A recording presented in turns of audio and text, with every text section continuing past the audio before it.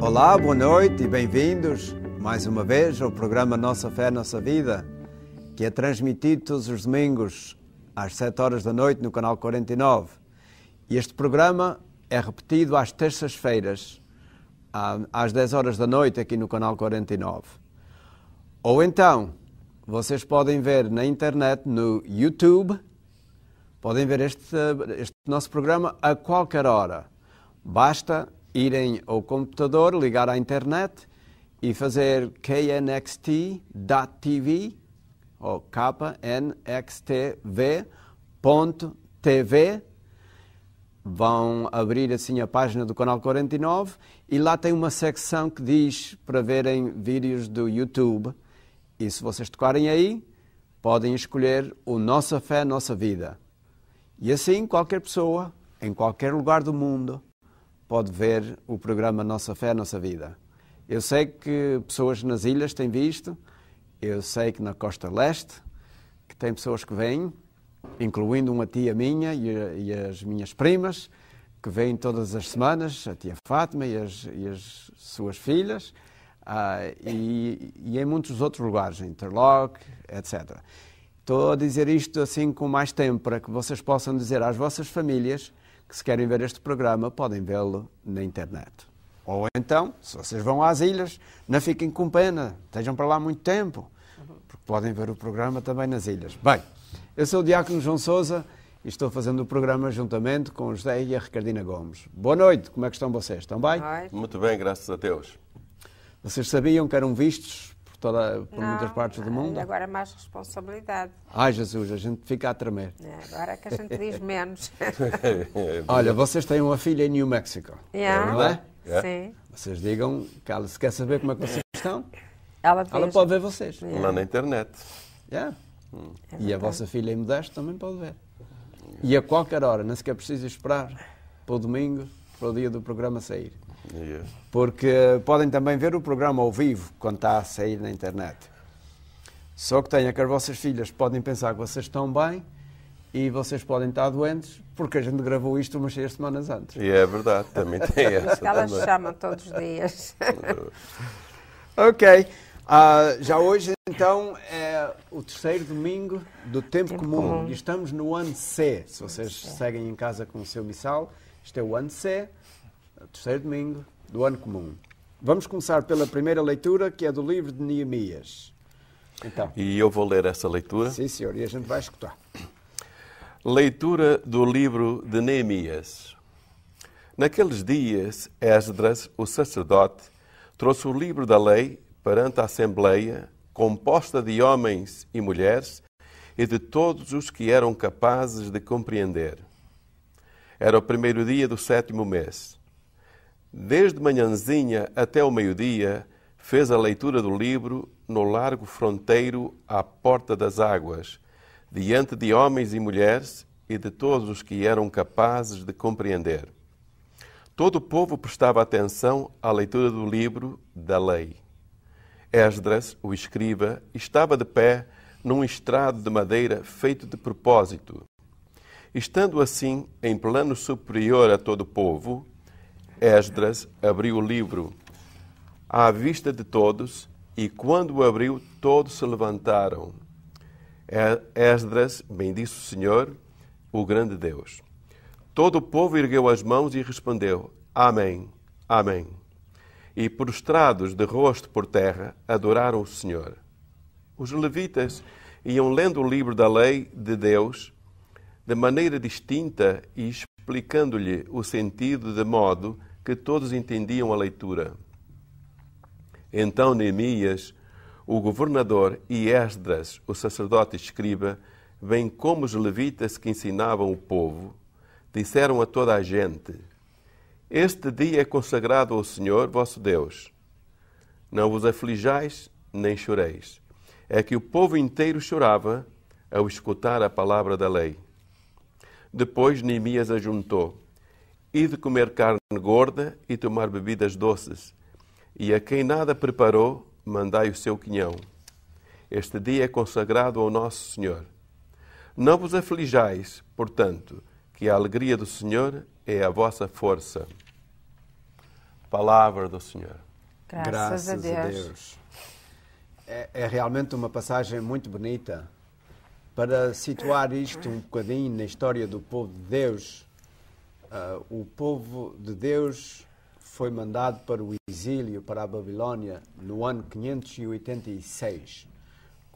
Começou em 587 e foi até 586 para a Babilónia. E por lá estiveram muitos anos, cerca de 50 anos, no exílio.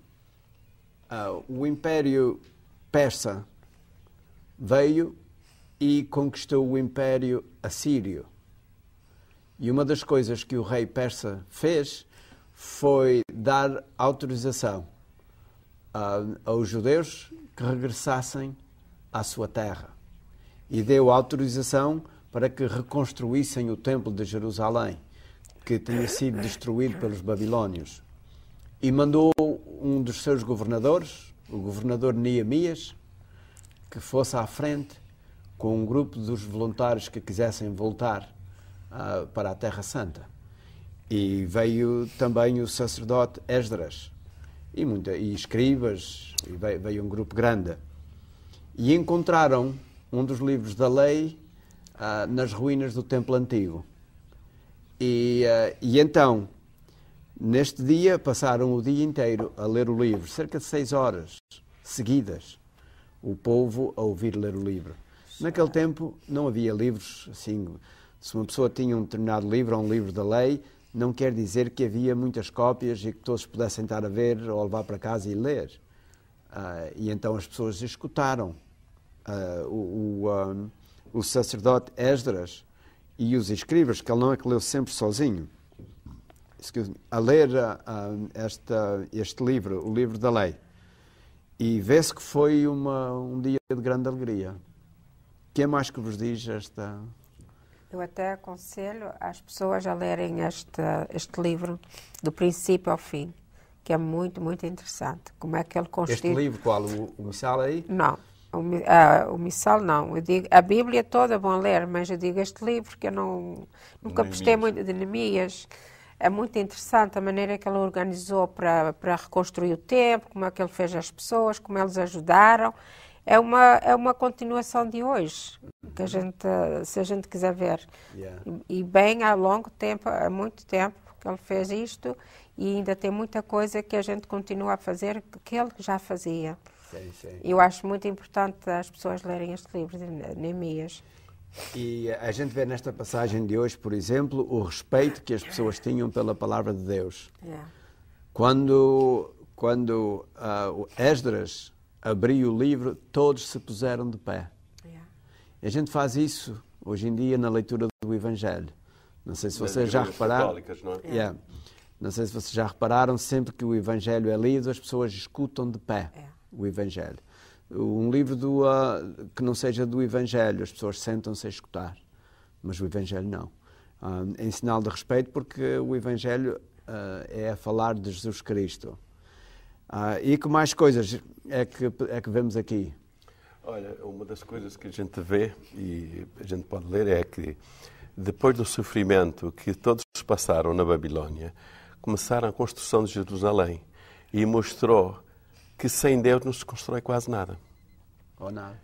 Justamente, porque eles então começaram a ler o livro da lei, prostraram-se por terra e começaram a construção, porque no princípio, eles, antes de ir para a Babilónia, eles andavam desamparados, como sabes, na história teológica da literatura da Bíblia, e então foi isso que eles foram para lá sofrer. Pois, eles não ligavam à palavra de Deus, não acreditavam, não a seguiam. Justamente quando vieram, tanto o Esdras como o Neemias, os dois, porque até na primeira leitura do domingo passado a gente vê, os dois foram os construtores da Nova Jerusalém. Quer dizer, porque eles botaram Deus dentro de si e com muita coragem e começaram em primeiro lugar. E às vezes as pessoas precisam sofrer primeiro para depois dar o valor a Deus. A falta dele que ele faz nas nossas vidas. E a gente às vezes não dá valor ao que tem, senão depois de o perder. Quando havia o templo na sua glória, Havia a lei, os livros da lei à disposição de quem quisesse ler, não ligavam muito. Depois do exílio e de terem perdido o que tinham, agora já choram ao ouvir a palavra de Deus. E é até interessante isto, por exemplo, isto no nosso tempo. As pessoas às vezes vão à igreja e vão por muitos anos e se vão lá como presença e vêm-se embora. E se não sabem nada da nossa história, da nossa igreja, da igreja católica, da igreja que Cristo fundou, ou que Deus fundou em Cristo e os apóstolos, vem, volta e não sabe nada, quer dizer, não está informado do que é o valor que a nossa igreja tem. Inclusive, uma senhora ontem falar que nós somos milionários. Eu até achei aquilo interessante. Somos milionários porque somos de Deus, de Cristo e dos apóstolos. Somos mais que milionários. Mais que milionários, porque e ele o dinheiro disse assim, só O vale próprio aqui. Deus não tem valor, não se pode pôr preço. Eu nunca ouvi ninguém falar, mas a senhora falou num êxtase tão forte Pois que é, nós o que está somos aqui a dizer. milionários. As pessoas aqui estavam tanta sede de Deus que elas choravam só a ouvir a palavra. Agora, e continua ainda muita gente a precisar dele e a chorar por ele. A gente vê o valor da palavra de Deus. Esta gente apercebeu-se do grande valor. E esse grande valor continua. Nós devemos ler a palavra de Deus com frequência e com muito respeito. Muito respeito. Não é? Era o que o povo estava a fazer aqui. E eu penso que o Salmo responsorial indica a mesma coisa. Não é, José, que tu vais cantar? Queres que eu cante? Canta o Salmo responsorial, porque ele diz mais ou menos a mesma coisa. Vamos lá. As vossas palavras, Senhor, são espírito e vida. As vossas palavras, Senhor, são espírito e vida. As vossas palavras, Senhor, são espírito e vida. As vossas palavras, Senhor, são espírito e vida. A lei do Senhor é perfeita, ela reconforta a alma. O testemunho do Senhor é fiel, é a sabedoria do simples. As vossas palavras, Senhor, são espírito e vida. As vossas palavras, Senhor, são espírito e vida. São justos os mandamentos do Senhor, eles alegram o coração. Os preceitos do Senhor são claros, são luz para os nossos olhos. As vossas palavras, Senhor, são espírito e vida. As vossas palavras, Senhor, são espírito e vida. É pura a vontade do Senhor, é imutável como o eterno. Os juízos do Senhor são verdadeiros, todos eles são retos. As vossas palavras, Senhor, são espírito e vida. As vossas palavras, Senhor, são espírito e vida. Muito bem. As vossas palavras, Senhor, são espírito e vida. Isso vem na linha da importância que estávamos a dar à palavra de Deus. Porque a palavra de Deus é espírito e vida. Bem, caros amigos, nós podíamos falar mais sobre isto, mas chegou-se a meio do programa. Nós vamos fazer um intervalo de 1 minuto e depois voltamos. Então, até já. For over 25 years, KNXT has been serving the people of the San Joaquin Valley with good family television that's just not available anywhere else. It's important for you, the viewer, to help support this valuable tool of ministry. KNXT needs to continue to grow and bring you important programming about your faith. But sometimes it's hard to stop and find the time. Make it easy. Go to knxt.tv and find out how easy it is to support your Catholic television station, KNXT TV. Olá, bem-vindos de novo ao programa Nossa Fé, Nossa Vida. Nós, na primeira parte do programa, lemos a primeira leitura da missa de hoje e também o José e a Ricardina cantaram o Salmo, que tem relação com a leitura de hoje. E agora eu vou ler o Evangelho da missa de hoje. Evangelho de Nosso Senhor Jesus Cristo, segundo São Lucas. Muitos tomaram a iniciativa de coordenar a exposição dos factos que se realizaram entre nós, conforme nos transmitiram os que foram, desde o início, testemunhas oculares e se tornaram servidores da palavra do Evangelho. Por isso, eu resolvi também escrever-vos por ordem, excelentíssimo Teófilo, depois de tudo haver investigado cuidadosamente desde a origem. E assim poderás verificar a segurança da doutrina em que foste instruído.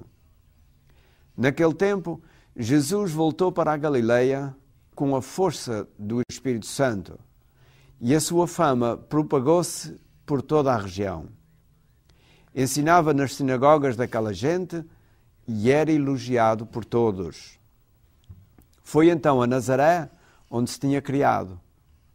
Segundo o seu costume, entrou na sinagoga um sábado e levantou-se para fazer a leitura.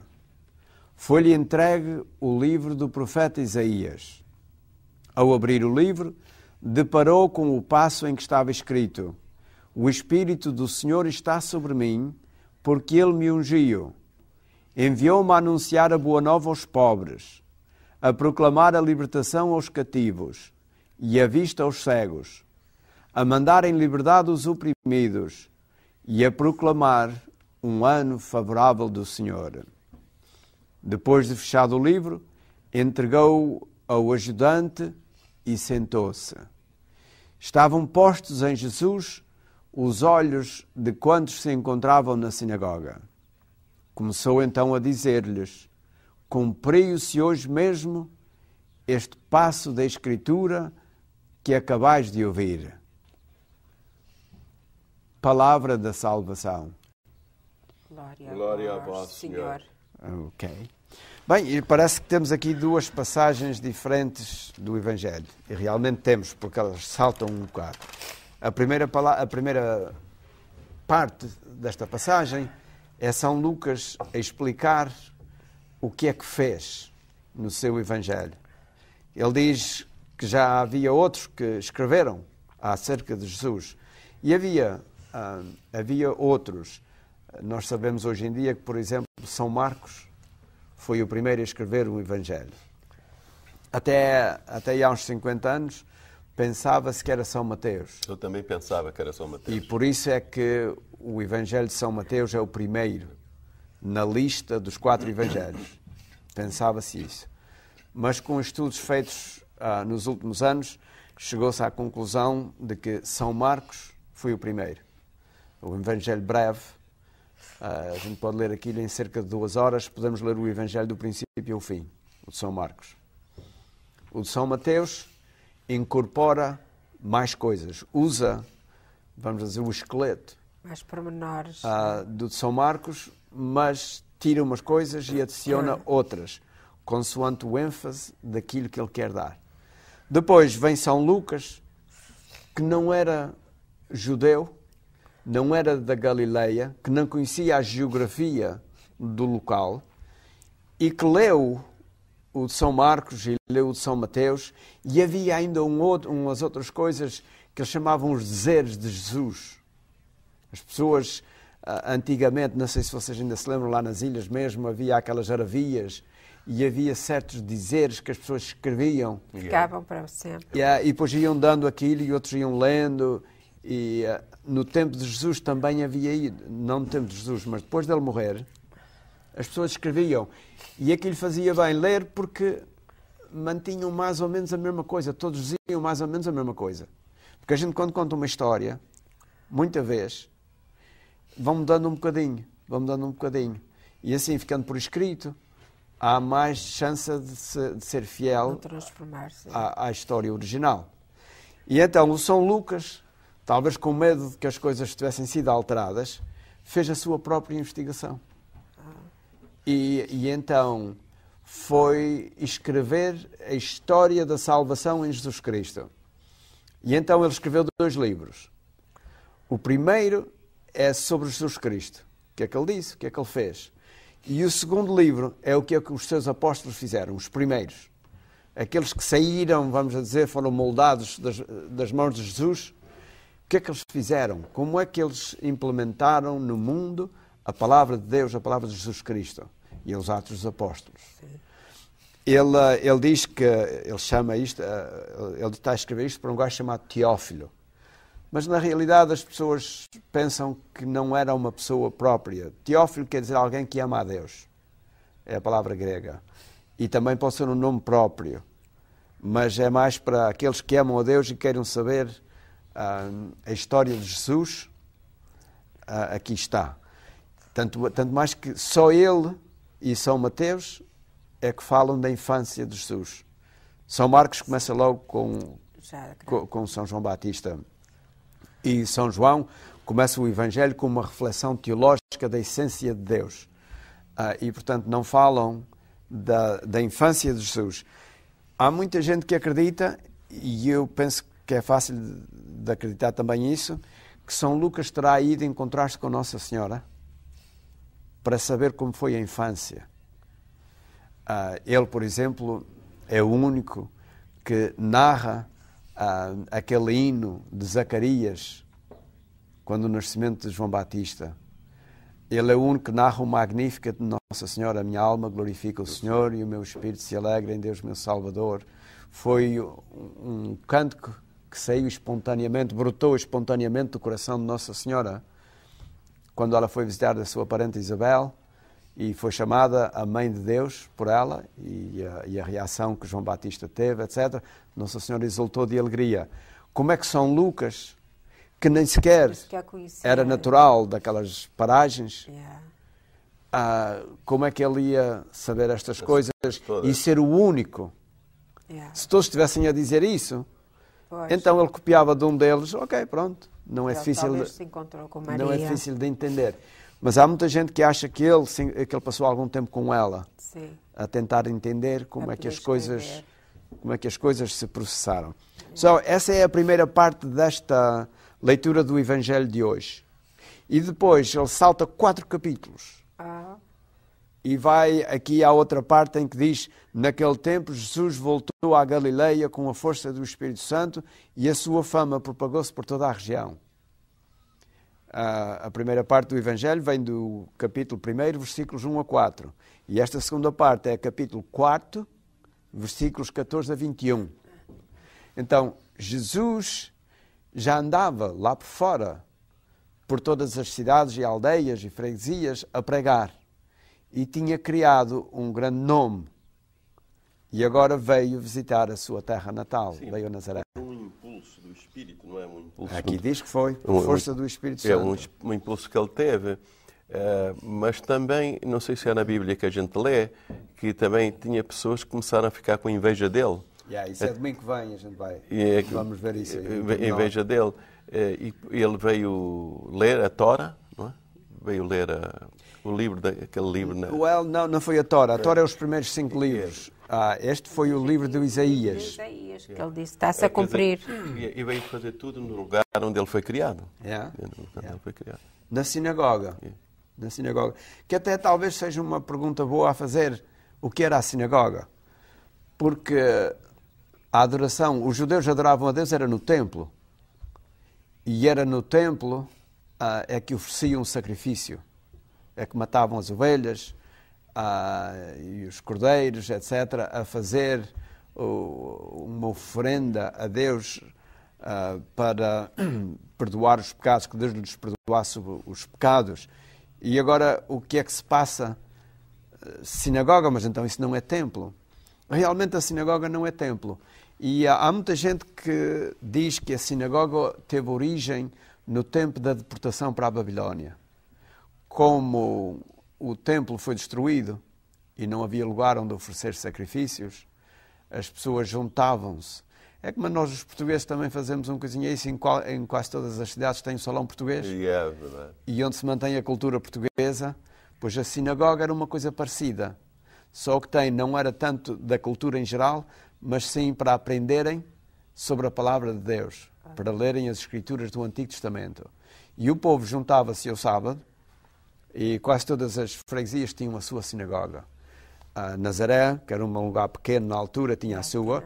Nós também soubemos noutra passagem do Evangelho que Jesus ensinou na sinagoga de Cafarnaum, que é apenas umas 17 milhas, 18 milhas de Nazaré, mas havia uma sinagoga em Cafarnaum e noutros lugares. E ali aprendiam sobre a palavra de Deus, normalmente ao sábado. E o costume era que alguém que soubesse ler, sabem que a maior parte das pessoas não sabiam ler, lia uma parte da Escritura. Podia ser da Tora, como disseste, os primeiros 5 livros, os livros de Moisés, ou podia ser um dos profetas. Um dos favoritos deles era o Isaías, o profeta Isaías. E quando estavam lá reunidos, o encarregado da sinagoga pediu a Jesus que lesse. E deu-lhe um rolo, porque os livros naquele tempo eram enrolados. E ele abriu o rolo e começou a ler. E a passagem que caiu à sorte era esta, a falar de Jesus Cristo. Dele mesmo. O tempo acabou-se. Vamos lá ver. O Espírito do Senhor está sobre mim porque Ele me ungiu. Enviou-me a anunciar a boa nova aos pobres, a proclamar a libertação aos cativos e a vista aos cegos.